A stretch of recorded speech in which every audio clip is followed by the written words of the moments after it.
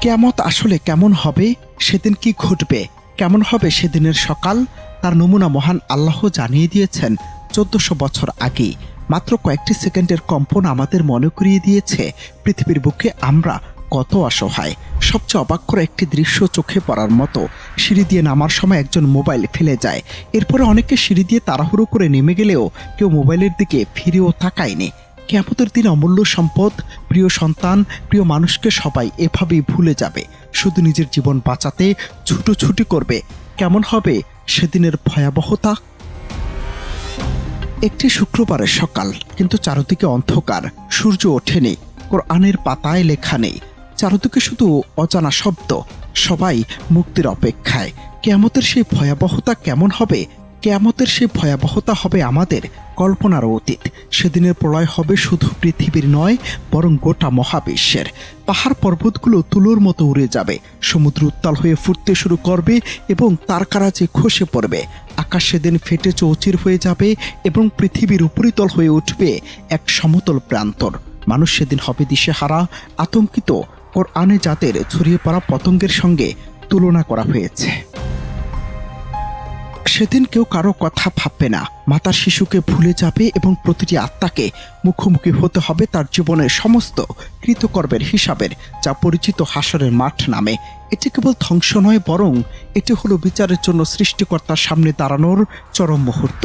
সম্প্রতি বাংলাদেশের একাধিক স্থানে অনুভূত হওয়া ভূমিকম্পন কি কেবলই প্রাকৃতিক দুর্যোগ, নাকি মহাপ্রলয়ের সেই কিয়ামতের আগমনী বার্তা?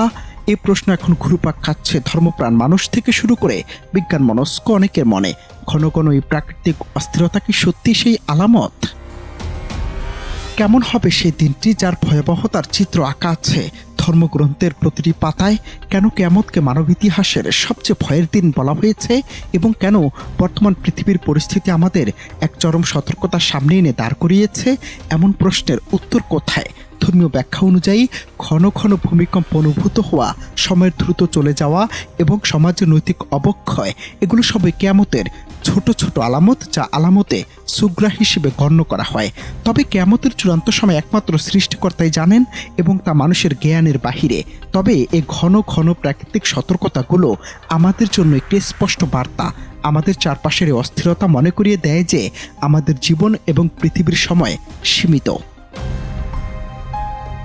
আবার বিজ্ঞানের ভাষায় ভূমিকম্প হলো পৃথিবীর অভ্যন্তরে হঠাৎ শক্তি নির্গমনের ফলে সৃষ্ট কম্পন, যা ভূপৃষ্ঠে কম্পন তরঙ্গ সৃষ্টি করে।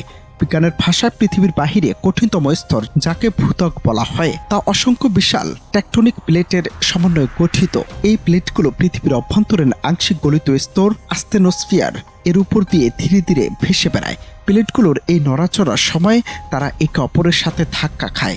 এই প্লেটগুলোর সীমান্তে বা ফল্ট লাইনগুলোতে বিপুল পরিমাণে স্থিতিস্থাপক শক্তি জমা থাকে।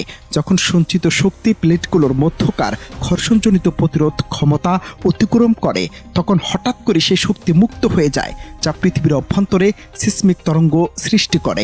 এই তরঙ্গগুলো পৃথিবীর উপরিতলে পৌঁছে যে কম্পনের সৃষ্টি করে, তাকে আমরা ভূমিকম্প বলি। অনন্ত হাসান মাসুদ, বাংলা টিভি।